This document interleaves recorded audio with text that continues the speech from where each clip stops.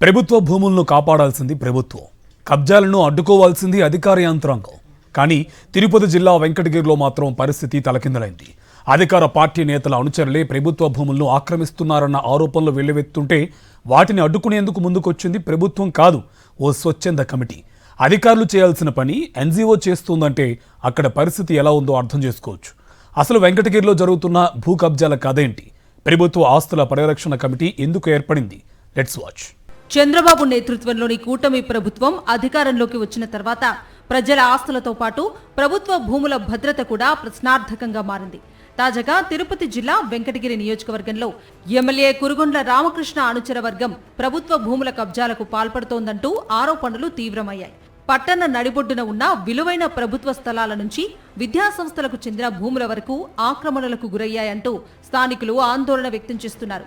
Vishwodaya junior కళాశాలకు సంబంధించిన భూములు, అడ్డరోడ్ జెడ్పీ పాఠశాల, క్రీడా మైదాన స్థలాలు కొందరు నాయకుల పేర్లపై ఆన్లైన్ అయ్యాయనే ఆరోపణలు వినిపిస్తున్నాయి. మరోవైపు అమ్మవారిపేటలో కోట్ల రూపాయల విలువైన ప్రభుత్వ భూమిని స్వాధీనం చేసుకునే ప్రయత్నాలు జరుగుతున్నాయంటూ స్థానికులు చెబుతున్నారు. అక్రమ లేఅవుట్లు, బఫర్ జోన్లతో నిర్మాణాలు, నదీ పరివాహక ప్రాంతాల్లో ఆక్రమణలు పెరుగుతున్నాయంటూ ప్రజలు తీవ్ర ఆగ్రహం వ్యక్తం చేస్తున్నారు. ఈ ఆరోపణలపై ఎమ్మెల్యే కురుగొండ్ల రామకృష్ణ స్పందించారు. భూ కబ్జా వ్యవహారంలో తనకు ఎలాంటి సంబంధమూ లేదని, తనపై వస్తున్న ఆరోపణలు అవాస్తవమని స్పష్టం చేశారు. ఎవరైనా ఆధారాలతో తన కార్యాలయానికి వస్తే పూర్తి రికార్డులు పరిశీలించి చట్ట ప్రకారం చర్యలు తీసుకుంటామని ఎమ్మెల్యే తెలిపారు. అయితే ఎమ్మెల్యే వ్యాఖ్యలను వెంకటగిరి ప్రజలు నమ్మటం లేదన్న చర్చ స్థానికంగా సాగుతోంది. కబ్జాదారులే ఆధారాలు అడగటం విడ్డూరంగా ఉందంటూ ప్రజల్లో విమర్శలు వినిపిస్తున్నాయి.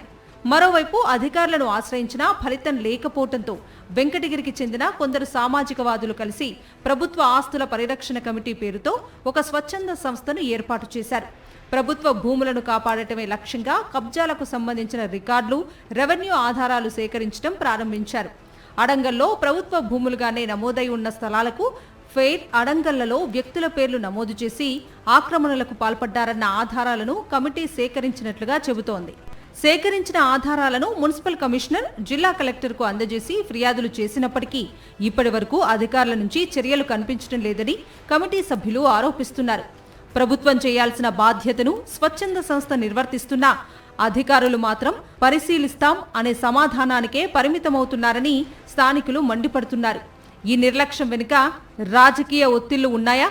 ఎమ్మెల్యే అనుచరులపై చర్యలు తీసుకోకపోవటానికి కారణాలేంటి అన్న ప్రశ్నలు వెంకటగిరిలో ఇప్పుడు హాట్ టాపిక్ గా మారాయి. మరిన్ని అప్డేట్స్ కోసం ఛానల్ ను సబ్స్క్రైబ్ చేయండి. నోటిఫికేషన్స్ కోసం బెల్ ఐకాన్ పై క్లిక్ చేయండి.